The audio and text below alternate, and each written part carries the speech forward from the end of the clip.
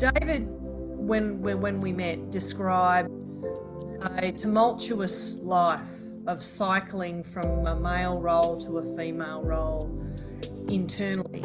This had been his pattern all of his life. He was very socially isolated, pretty much just went to work, didn't really have any friends. I played the first recording and I hadn't listened back for 3 months. And out came this big, deep, booming, rumbly voice.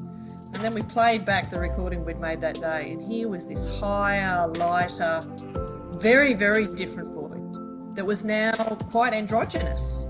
A patient that I treated in the Netherlands many years ago. He was nil by mouth, so he had a back tube. He was artificially fed after a brainstem stroke, and we started therapy in June. With hard work and exercises, we got this guy up to the fact that beginning of December, half December, he was cleared to eat everything, and he had a good recovery of all his total swallowing function.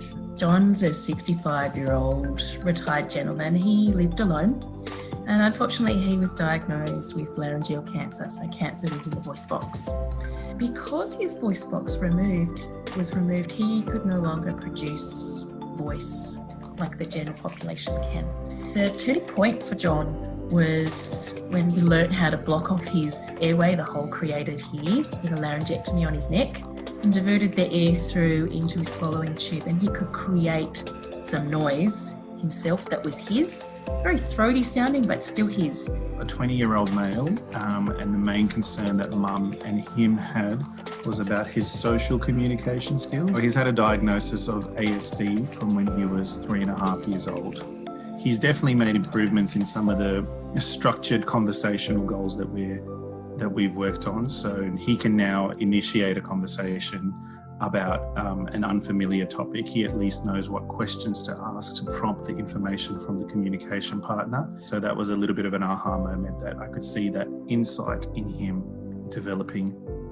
We had a little girl with a severe profound hearing loss who was needing a cochlear implant, and in terms of speech and communication, she was presenting as any child would in terms of delayed speech and language associated with a late diagnosis of the hearing loss. The mum, who previously wasn't particularly strong on advocating for herself or her child, became a strong advocator.